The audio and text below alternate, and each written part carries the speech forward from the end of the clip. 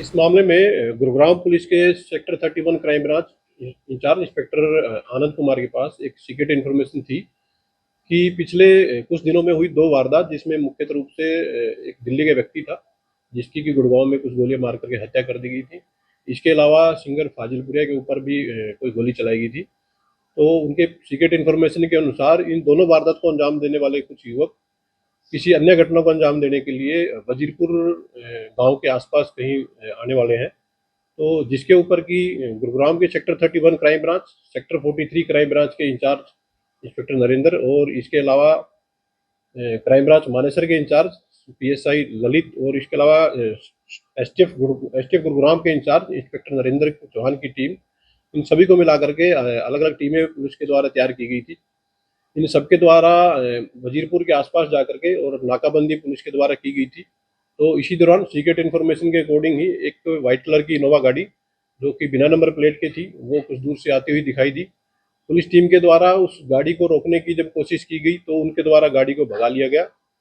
Police की गाड़ियों के द्वारा इस गाड़ी का पीछा किया गया। तो करीब 1 किलोमीटर जाकर के पुलिस की गाड़ी के द्वारा इनको जब रोकने का प्रयास किया गया तो इनके द्वारा उस गाड़ी को टक्कर मारी गई और फिर दोबारा से इनके द्वारा भागने का प्रयास किया गया। पुलिस टीमों के द्वारा इन आरोपियों का लगातार पीछा किया गया। तो कुछ दूर जाने के बाद में ये जो आरोपी थे ये गाड़ी से उतर के भागने लगे। तो अलग अलग दिशा में ये सभी आरोपी भागे, जिनका कि अलग अलग टीमों के द्वारा पीछा किया गया था। इस पीछा करने के दौरान आरोपियों के द्वारा पुलिस टीम को जान से मारने की नीयत से और टारगेटेड फायर उनकी तरफ से किया गया था, जिसमें कि एक फायर पुलिस की गाड़ी के ऊपर भी लगा था और इसके अलावा 2 फायर है। इंस्पेक्टर आनंद कुमार की बुलेट प्रूफ जैकेट के ऊपर एक फायर लगा था। इसके अलावा जो दूसरा जो फायर था वो पीएसआई ललित उनकी बुलेट प्रूफ जैकेट के ऊपर लगा था। तो इस वजह से कोई जान की हानि पुलिस को नहीं हुई है। तो इस मामले में पुलिस के द्वारा जवाबी कार्रवाई करते हुए और आरोपियों को सरेंडर करने बारे में चेतावनी भी दी गई थी, जिसके लिए 2 राउंड पुलिस के द्वारा फायर किए गए थे। परंतु आरोपियों के द्वारा लगातार पुलिस को टारगेट करते हुए लगातार फायर किए गए और जवाबी कार्रवाई में जब गुरुग्राम पुलिस के द्वारा इसमें कार्रवाई की गई तो कुल मिलाकर के 4 एक्यूज को इसमें गोलियां लगी हैं। तो सभी चारों एक्यूज को पुलिस टीम के द्वारा स्पॉट से उठा करके सिविल हॉस्पिटल में ट्रीटमेंट के लिए एडमिट करवाया गया है। स्पॉट से इनके अलावा एक जो अन्य एक्यूज जो मौके पर था उसको पुलिस के द्वारा राउंड अप कर लिया गया था और जिसको इस केस में पुलिस के द्वारा अरेस्ट कर लिया गया है। फिलहाल तक की जो इन्वेस्टिगेशन पाई गई है उसके अकॉर्डिंग स्पॉट पर कुल मिलाकर के 18 फायर दोनों तरफ से किए गए थे, जिसमें कि 11 फायर हैं वो आरोपियों की तरफ से किए गए हैं और कुल मिलाकर के 7 जो फायर हैं वो पुलिस की तरफ से किए गए हैं। किस गैंग के ताल्लुक रखते हैं ये चारों पांचों अपराधी? अभी पुलिस के द्वारा जो एक्यूज अरेस्ट किए गए हैं और जो मुठभेड़ में घायल हुए हैं इनकी पहचान सबसे पहला जो आरोपी है शुभम है, जो कि सोनीपत के गांव जाजल का ये रेजिडेंट है। दूसरा जो एक्यूज है उसकी पहचान आशीष के रूप में ही है, जो कि गांव छतीरा बहादुरगढ़ जिला सोनीपत का रहने वाला है। ये तीसरा जो आरोपी है उसकी पहचान विनोद के रूप में हुई है, जो कि जिला झज्जर के गांव का रेजिडेंट है। इसके अलावा चौथा जो एक्यूज है उसकी पहचान पदम के रूप में हुई है और जो कि जिला झज्जर के गांव लोहा माजरी का ये रेजिडेंट है। और जो पांचवा जो एक्यूज जिसको स्पोर्ट से पुलिस के द्वारा राउंड अप किया गया है उसकी पहचान गौतम के रूप में हुई है, जो कि बेसिकली गांव दीपालपुर और डिस्ट्रिक्ट सोनीपत का ये रेजिडेंट पाया गया है। पुलिस के द्वारा फिलहाल केस में इन्वेस्टिगेशन की जा रही है और चारों ही जो घायल व्यक्ति थे उनको स्पोर्ट से पुलिस के द्वारा हॉस्पिटलाइज कराया गया है।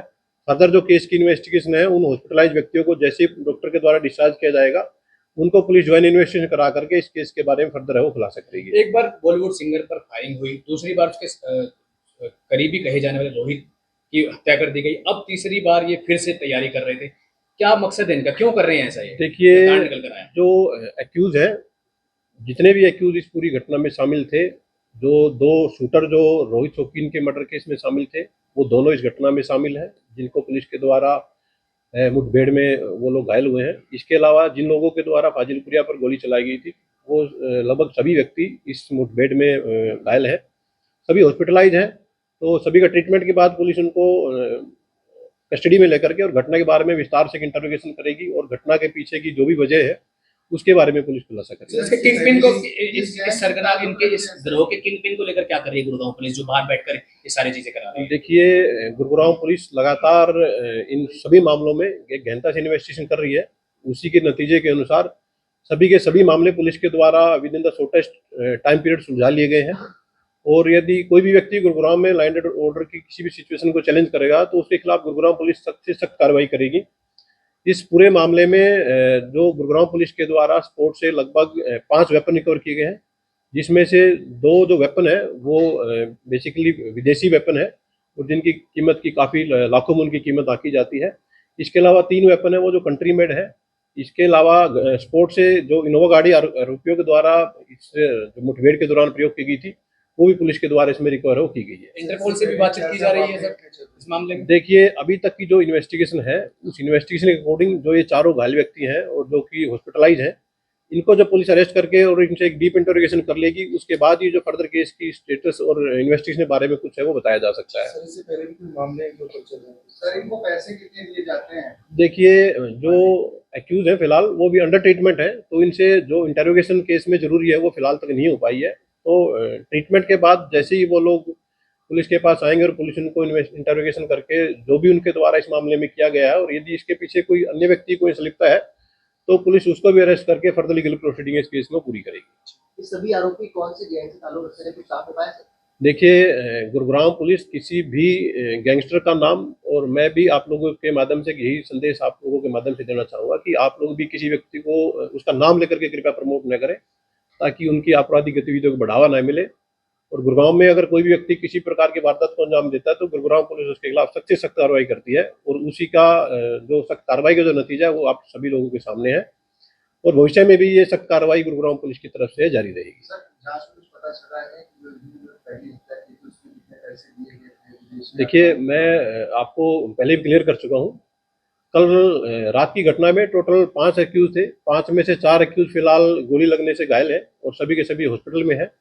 एक एक्यूज है जिसको कि पुलिस के द्वारा आज अरेस्ट करके कोर्ट में पेश किया जाएगा। पेश करने के बाद उसको पुलिस कस्टडी ली जाएगी और पुलिस कस्टडी के दौरान उसके जो अन्य साथी हैं और जो जिनके इशारों पर हो सकता है उनके द्वारा इस घटना को अंजाम दिया गया हो, उनके बारे में पुलिस पूछताछ करेगी और फर्दर है वो इसमें खुलासा करेगी। क्या आप तक जो हिसाब हुआ है कि बीते दिनों एबी शादा के घर के बाहर की फायरिंग हुई थी, तो जो 5 आरोपी गिरफ्तार किए इनमें से किसी का कोई ताल्लुक है उस केस से? देखिए, अभी तक के इंटरोगेशन में मैं आपको बताना चाहूँगा कि एलबी केस के जो आरोपी हैं उसमें से कुछ लोगों की पहले गिरफ्तारी हो चुकी है और फिलहाल तक की इन्वेस्टिगेशन में ऐसा कोई मामला सामने नहीं आया है। इन लोगों की जो संलिप्तता है वो इन 2 केस में थी, जो फाजिलपुरिया के ऊपर जो फायरिंग मामला था और उसके अलावा जो रोहित शौकीन का जो मर्डर केस था, उन दोनों ही घटनाओं को इनके द्वारा अंजाम दिया गया था।